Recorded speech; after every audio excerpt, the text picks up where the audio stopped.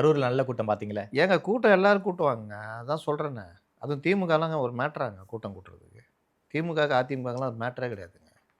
இவருக்கு தானா வரும். நடிகர் இல்ல. இப்ப தானே அவரு அந்த இன்னும் அந்த அந்த இது நடிகரா? கிரேஸ் குறையலல்ல. அரசியல் கட்சி தலைவர் சார். ஆமா. ஒரு பேட்டி குடுக்க சொல்லுங்க நான் ஒத்துக்கிறேன். தனியா வந்து எப்பா எல்லாம் இன்னைக்கு குடுத்தாருல்ல எடப்பாடி பழனிசாமி. அந்த மாரி உட்காந்து குடுக்க சொல்லுங்க. நான் அரசியல் கட்சி தலைவராக நான் ஏத்துக்கிறேன்.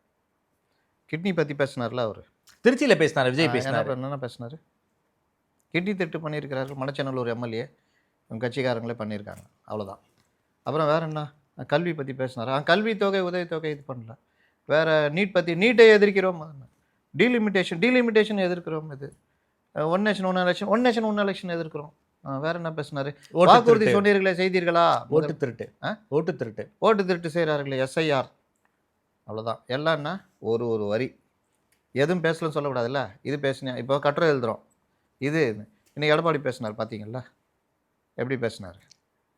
அதே கிட்னி திட்ட தான் பேசினார். பண்ணுறாரு.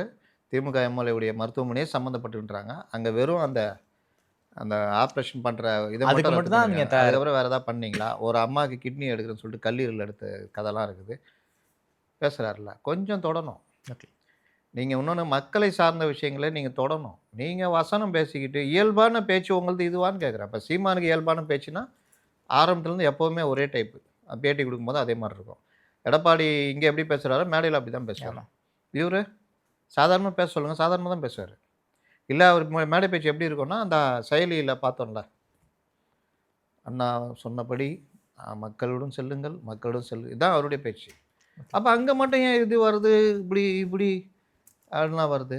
நடிப்பு, ஸ்கிரிப்டு.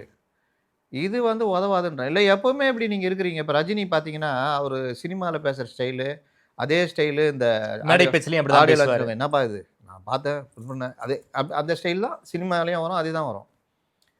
ஆனால் இங்கே அங்கே ஒரு பேச்சு, இங்கே ஒரு பேச்சுன்னா எல்லாமே ஸ்கிரிப்டடுன்னு தெரியுது. இந்த பேச்சும் சொல்கிறேன்.